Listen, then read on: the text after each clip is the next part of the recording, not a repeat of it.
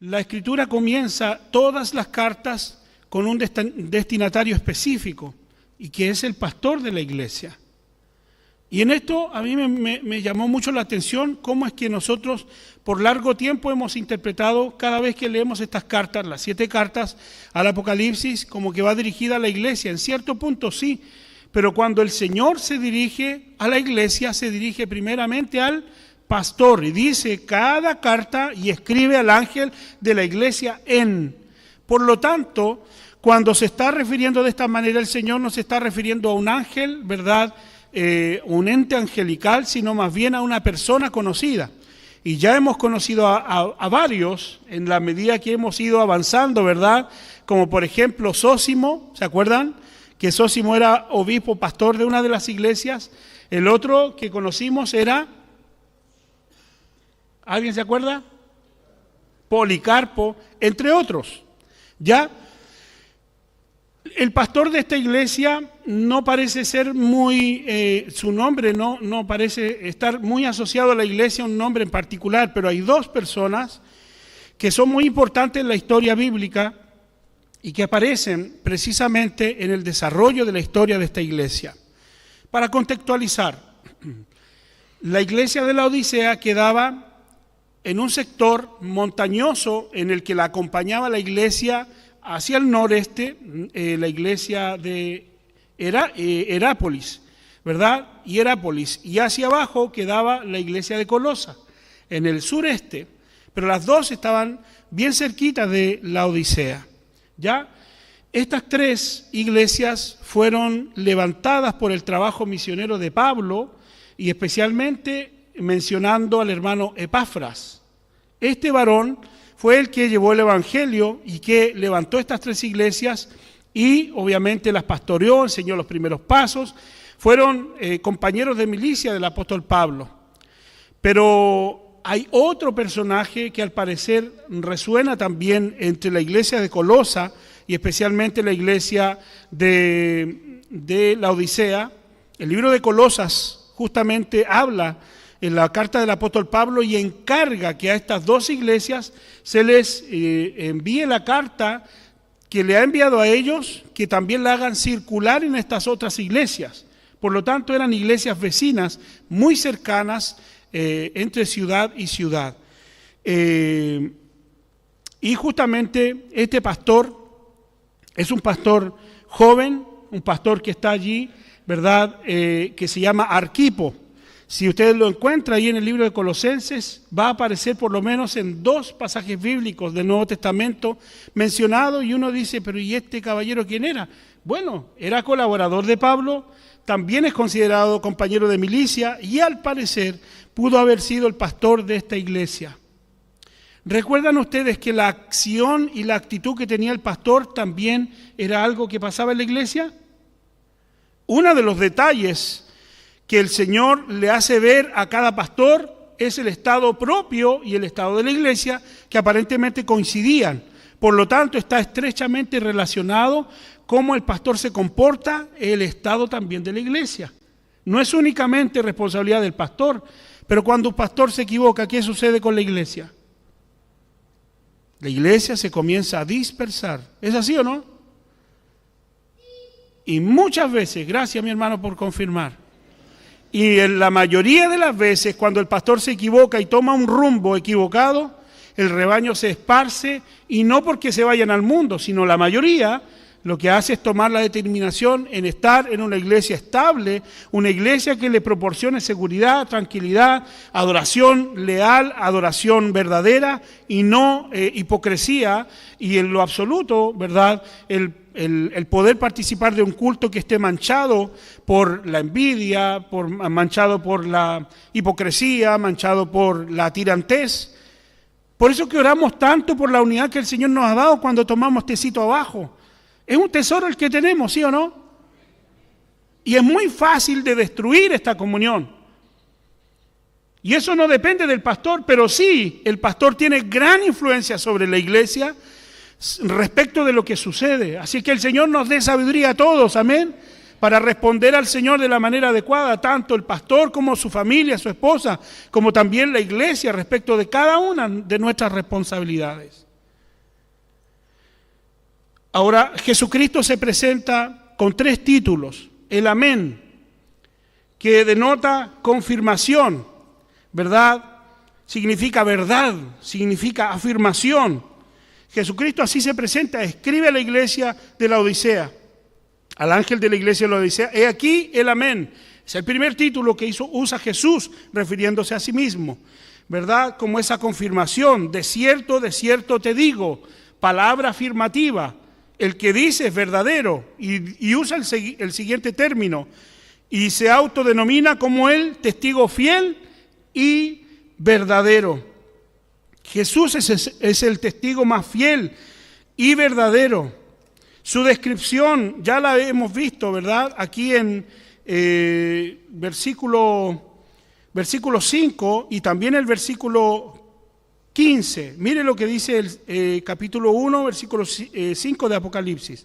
Y de Jesucristo, ahí está, el testigo fiel, el primogénito de los muertos y el soberano de los reyes de la tierra, al que nos amó y nos lavó de nuestros pecados con su sangre. Ahí está, por favor. Bien, también nos hace referencia a Jesús, ¿verdad? En esta visión que Juan vio. Dice el versículo 14 de este mismo capítulo 1, dice que su cabeza y sus cabellos eran blancos como la blanca lana, como nieve, y sus ojos como llama de fuego, y sus pies semejantes al bronce bruñido, refulgente, como en un horno, ¿verdad? Y su voz como estruendo de muchas aguas. La descripción que Jesús está dando de sí mismo es ese testimonio de aquel que es fiel y verdadero, pero que es ese mismo Señor revelado, ¿verdad? Que tiene corona, que tiene autoridad, que tiene soberanía, poderío, que tiene gloria, que recibe alabanza en el trono celestial, que no es un súbdito, sino más bien el Dios al que adoramos. Esa autoridad la describe como el testigo fiel y verdadero. ¿Recuerda usted el libro de Colosenses, capítulo 1, que dice acerca de Jesús, ¿verdad? Él es el principio de la creación, pero además también dice que Él es la imagen del Dios vivo. Uno de sus discípulos le dice al Señor, Señor, muéstranos al Padre. ¿Y qué le dice el Señor? Tanto tiempo, Felipe, has estado conmigo y me dices, muéstranos al Padre. El que me ha visto a mí, ha visto al Padre, porque Cristo es la imagen del Dios invisible. Amén. Colosenses capítulo 1, versículo 15, 16. Él es la imagen del Dios invisible, ¿ve? El primogénito de toda creación. Es el tercer título que usará Jesús. Dice, he aquí el amén, el testigo fiel y verdadero, y luego, el principio de la creación de Dios, dice esto. Es decir, Jesús se presenta como el primogénito de toda creación. No significa que Él sea el primero en ser creado, porque si no, no sería Dios. Dice el verso que sigue, por favor, y aquí muestra los poderes cósmicos del Señor Jesucristo, porque en Él, ¿en quién? En Jesús, fueron creadas todas las cosas, las que hay en los cielos, las que hay en la tierra, visibles e invisibles, sean tronos, sean dominios, sean principados, sean potestades, todo fue creado por medio de Él y para Él. Lo que significa que Jesús es antes de la creación. Jesús existía antes de la creación y Juan lo va a comprobar ahí en el capítulo 1, versículo 1, que Jesús es el Verbo y el Verbo era con Dios, ya existía, ¿verdad? Y el Verbo era Dios, su esencia divina no tiene ningún lugar de discusión. Cristo es Dios, el Padre es Dios y el Espíritu Santo es Dios. Y nos referimos a ellos como la Santísima Trinidad. Dios en 3 personas, Señor de la creación. Esta es la manera como el Señor se presenta. Y en el versículo 15, volviendo al capítulo 3, encontramos inmediatamente, ¿verdad?, referencia a esta ciudad en donde está cimentada la iglesia, que es la iglesia de la Odisea. Ya le expliqué que estas tres iglesias estaban juntas, ¿cierto? Tenían algo particular. Y lo particular de estas iglesias es que estaban en ciudades diferentes y cada una en su peculiaridad tenía aguas especiales. Por ejemplo, Hierápolis tenía aguas termales. ¿Quién ha ido a una terma en su vida? ¿Alguna vez? ¿Ha estado relajándose en una terma calentita? ¿Verdad? ¿No ha ido? Vaya, por favor, tome la experiencia. Pero las aguas termales tienen propiedades curativas, ¿sí o no? Porque las aguas termales, aparte de ser tibiecitas de manera natural, normalmente salen de sectores donde hay actividad volcánica. Y este sector de Asia Menor, específicamente esta iglesia, estaba situada en un cordón montañoso donde habían termas. Y el agua de la ciudad Hierápolis alimentaba la ciudad de la Odisea. Pero el trayecto que corría desde esa ciudad hasta allá, el agua, de ser calentita en su origen del afluente principal de donde salía, llegaba tibia. Y lo mismo pasaba en Colosas, porque Colosas era conocida como una ciudad, una ciudad donde fluía agua helada del deshielo de los volcanes, por lo que el agua sacada. ¿Alguien ha tomado agua de deshielo alguna vez? Yo sí, varias veces. Y es riquísima, pura, porque en esos lugares todavía se conserva pureza, sobre todo al sector allá en el sur, ¿no? Nosotros recogíamos agua directa de vertientes que caían del cerro, pero altísimo, y no sé de dónde el Señor les proveía agua. Y algunos dicen que esas aguas fluyen con tanta fuerza que llegan a la copa de las montañas y luego destilan agua, y agua pura que está filtrada a través de las rocas y a través de todo lo que significa el deshielo también de las montañas altas. Y Colosas tenía esa clase de agua, riquísima. Ni el agua mineral ni la cachantún van a salir ahora en Facebook, le estoy haciendo promoción. Le hacían el peso a estas aguas puras, refrescantes. ¿Qué pasaba cuando conducían estas aguas a la ciudad de la Odisea? Llegaba tibia. Fuera caliente o fuera frío, a la Odisea llegaba tibia. Y esto que sigue no es muy agradable, pero se lo tengo que explicar.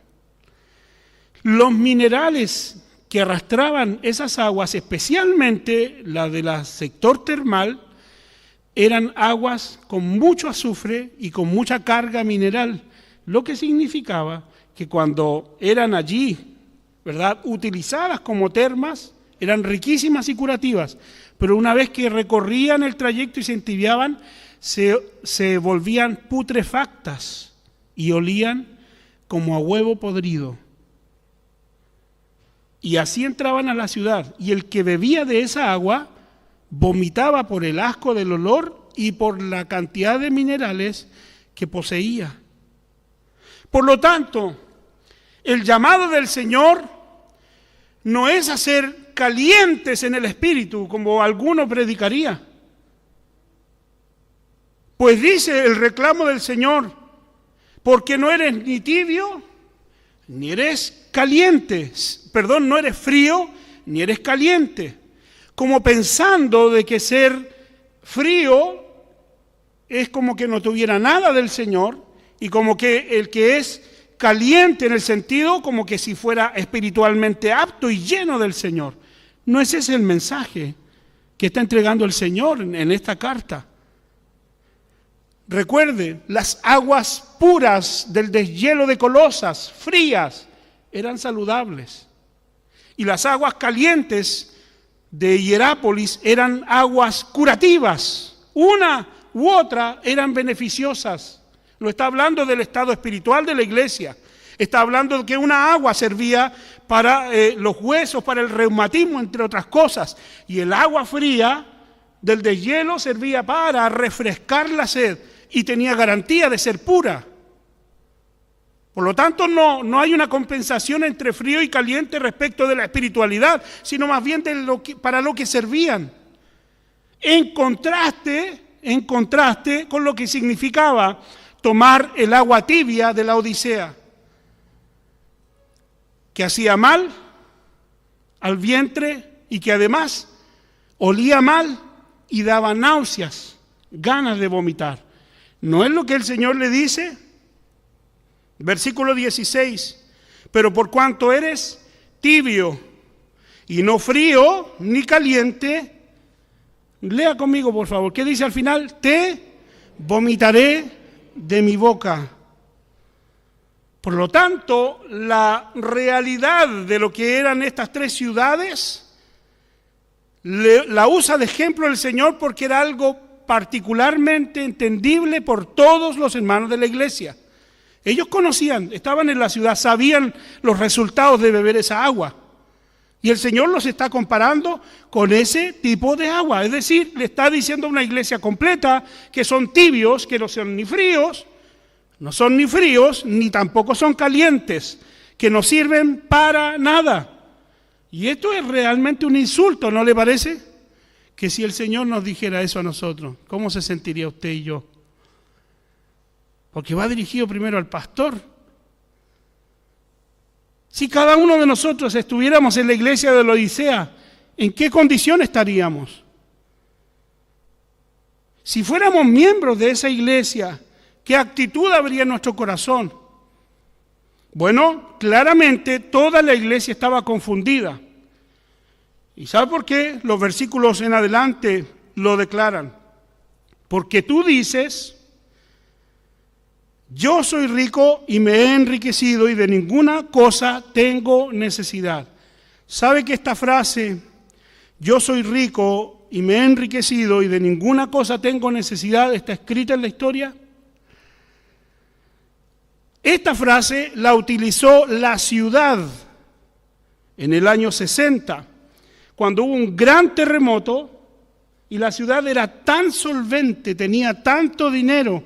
Era la primera ciudad de la zona que se hicieron los créditos bancarios y el funcionamiento de bancos al estilo actual.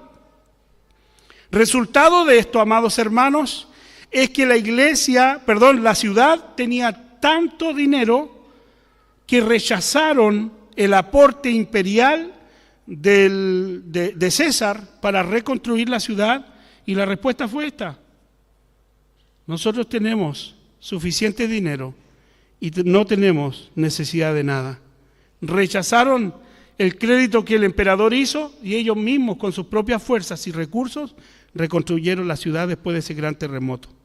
Por lo tanto, Jesús está usando esa misma frase para clasificar a la iglesia en cuanto a su respuesta. Es decir, el dinero que ellos tenían como ciudad, también la iglesia se había enriquecido de la misma forma y usaban la misma terminología de saciedad, como que si ellos no necesitaban a nadie. Y claramente eran pobres, ciegos y desnudos.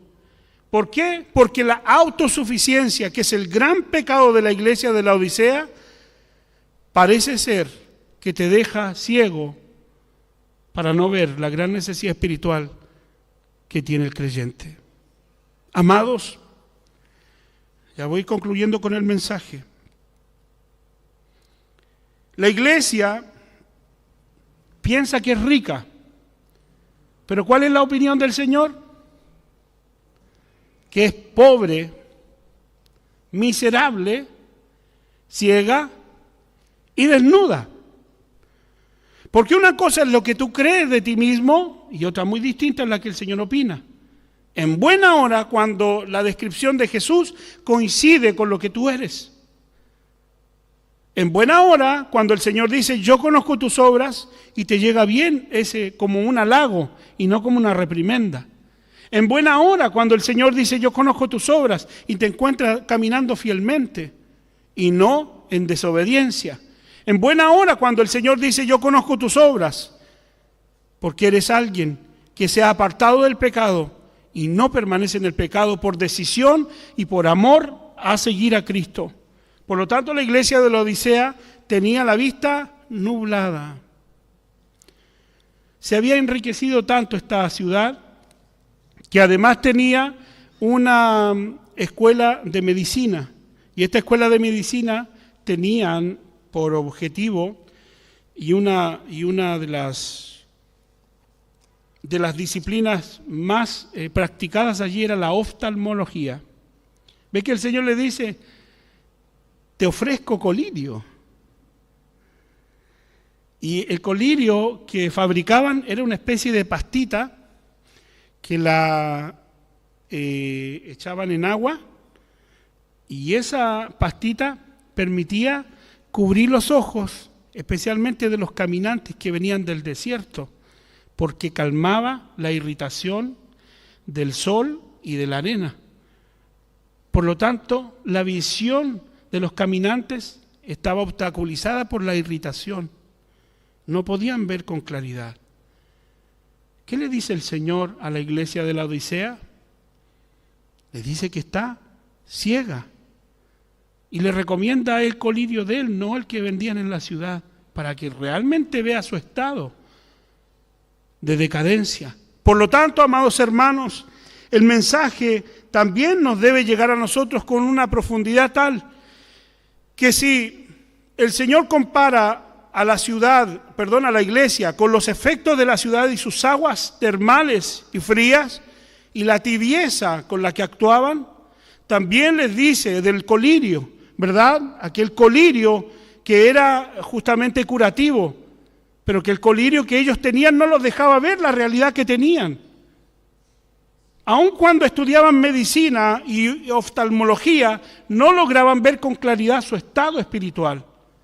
Y el Señor además les dice que compren de Él oro refinado en fuego, porque en verdad, hermanos, esta iglesia pudo haber tenido los bolsillos llenos de plata, las arcas llenas de dinero, pero esa clase de oro, esa clase de riqueza no sirve para comprar el favor de Dios, porque el favor de Dios no se compra con dinero, porque el favor de Dios, a Dios no se le presta plata, Dios no necesita tu diezmo ni el mío.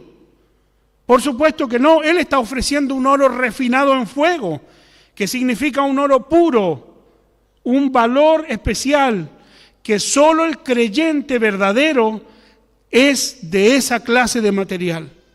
Las pruebas producen en los creyentes, como el oro en el crisol, el ser refinado en fuego, para que tu fe y la mía cada día brillen más que el precioso oro.